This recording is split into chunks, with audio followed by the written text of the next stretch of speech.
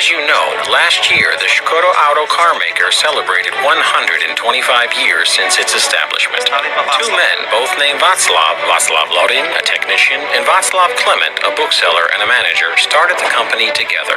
They had started repairing and manufacturing bicycles by Christmas 1895. They gave their products as well as their factory the patriotic name Slavia. 3 years later, they went to France, specifically to Paris, where they were fascinated by the Warner Brother motorcycles. They decided to improve upon the idea, and they came up with their own design, placing the engine in the middle of the frame and the controls within reach of the handlebar. All the world's newspapers later called it the basis of all future motorcycles. The company offered single-cylinder, two-cylinder, and several four-cylinder engines. Amidst their catalog, as with their bicycles, they offered machines for heavier riders, for poor roads, for sport purposes, and also sidecars and three-wheelers. The three-wheelers from Loudon and Klement were available in various designs, for passenger transport, for craftsmen, for bakers, and for mail transport. With the postal design, they reached as far as Mexico. They were produced in cooperation with other companies, as in this case, the František Polska firm.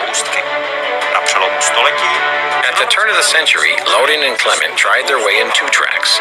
It was a preparatory research journey to the future Voituret A car, the first real car made in the autumn of 1905. It was a car with a 1-liter engine and an output of 7 horsepower, which may seem relatively little today, but it was able to cross the Italian Alps, for example.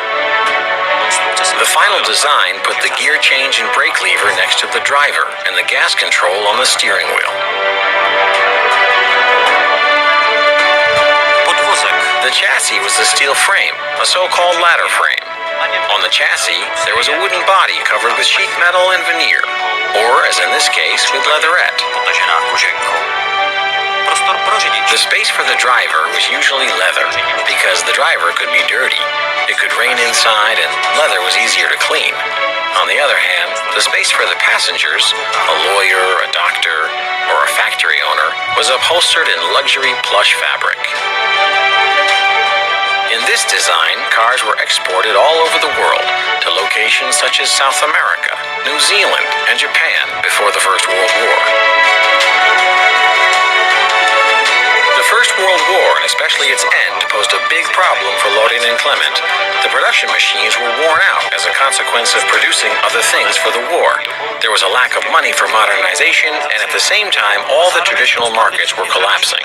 Therefore, Václav Klement had to look for a strategic partner who would bring the necessary funds for modernization.